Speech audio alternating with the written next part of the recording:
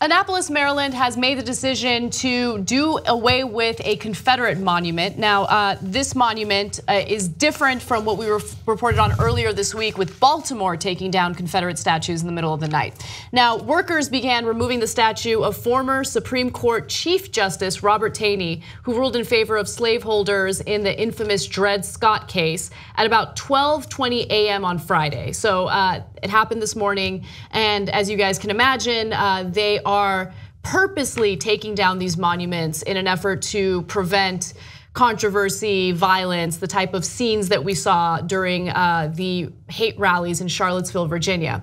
Now, the decision comes after Maryland Governor Larry Hogan, who is a Republican, called for the statue to be removed days ago. Larry Hogan did say the following: "While we cannot hide from our history, nor should we, the time has come to make clear the difference between properly acknowledging our past and glorifying the darkest chapters of our history." That's a great quote.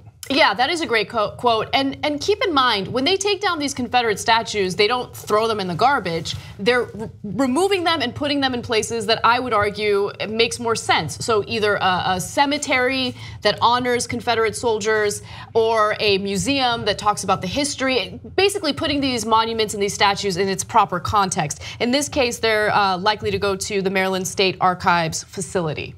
Yeah. So I agree with, in the end, bringing them to archive or museum or a Confederate cemetery. Those are logical places, and it's not to say that they shouldn't exist. Of course not, right? It's just a matter of, do you glorify them and do you honor them by putting in front of the state capitol or a courthouse or where they used to have a slave auction.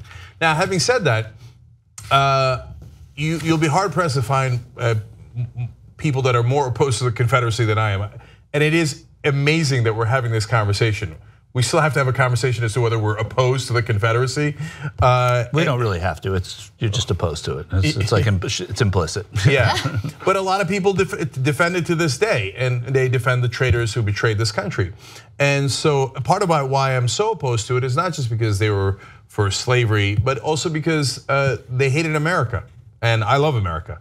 And so if you're a fan of the Confederacy, as I've told you before, you should never chant USA, USA, because you're the exact opposite. But since I can't stand the Confederacy and the people who did this, I kind of liked where Baltimore put them temporarily. They put them in a waste treatment facility.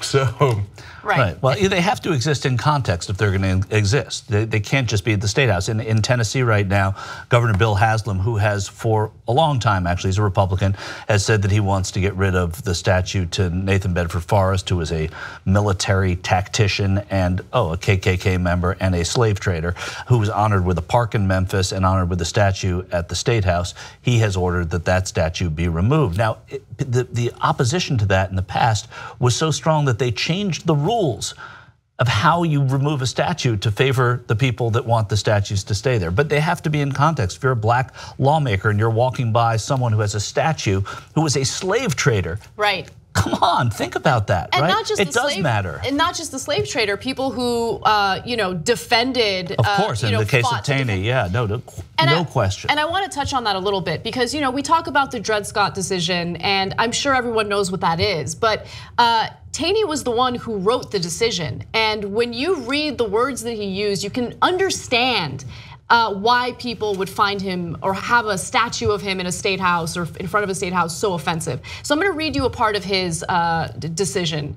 He says, "The question is simply this: can a Negro whose ancestors were imported into this country and sold as slaves become a member of the political community formed and brought into existence by the Constitution of the United States, and as such become entitled to all the rights and privileges and immunities guaranteed by the instrument to the citizen, one of which rights is the privilege of suing in a court of the United States in the cases specified in the Constitution. Taney ruled that black people were regarded as beings of an inferior order and altogether unfit to associate with the white race, either in social or political relations, and so far inferior that they had no rights, and that white man was bound to respect, and that the Negro might justly and lawfully be reduced to slavery for his own benefit." So now that you've read that, the alt-right will like him even more. Of course. But yeah, if you can't understand that African Americans don't want to walk past that guy on their way into the state house, well, there's not much we can do for you. That means, yeah, you're fine with racism.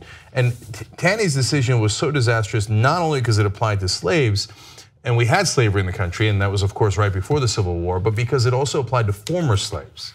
And they said, no, you're not a human being. I don't care what your legal rights are and whether you're a slave or former slave. You're black. You're inferior to all of us. You don't even belong in this courthouse and have no rights. By the way, this is also the same period of time where the Supreme Court ruled that corporations are human beings and have all the rights of human beings. Now that got expanded as the years went on, and later in the 1970s, and of course famously in Citizens United, it got to mean that they can give political donations. But back then is when they decided corporations were people and had rights that citizens do, but black people who are actually human beings were not. Right. Ironic that in the Civil War led to Citizens United. Yeah. So Taney, his statues being removed is a great day in America. And he was one of the worst Supreme Court justices with one of the worst decisions ever. That guy should not be celebrated. I think the waste treatment facility is a perfectly good place for him, but fine, eventually move him to an archive somewhere where he belongs. And guess what, Republicans? You can do this. You can order the removal of a statue and still wake up the next day and you're fine. And you're a Republican governor and you can go on governing and doing the things that a lot of people who of my ilk don't like. But you can still do the right thing once in a while, and it does not crush you.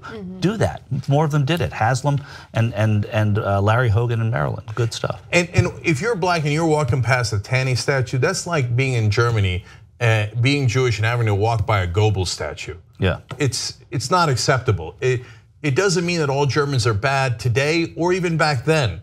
But it means that we shouldn't celebrate Goebbels. We shouldn't erase him from history because we need to learn from it. Same with Taney, it's an important part of history, but it doesn't mean that we should walk past him on the way to an official government building that represents all of us. And you don't have to in Germany. You go to a museum and you can see what you want about Goebbels if you want to see that stuff. And there's a lot to be gleaned and learned from it. And as there is for Nathan Bedford Forrest and Judge Taney, it's important to see that history where it's meant to be seen. Help us build independent media together. TYTnetwork.com/join.